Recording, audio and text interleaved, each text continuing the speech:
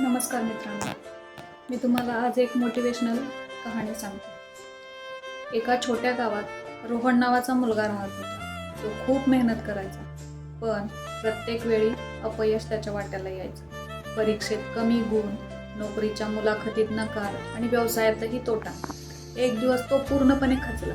त्याने ठरवलं, आता काहीच करायचं नाही। तो उदास मनाने एका उद्यानात बसला होता।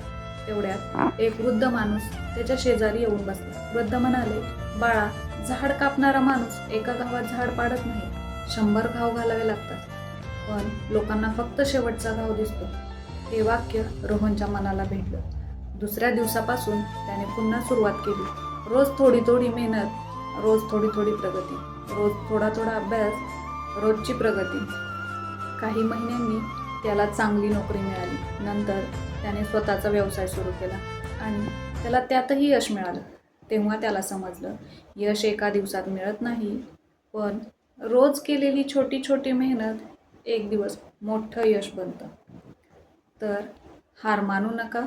कदाचित तुमचा पुढचा प्रयत्न तुम्हाला यशापर्यंत घेऊन जाईल आणि तो घेऊन जाणारा क्षण शेवटचा घाव असेल।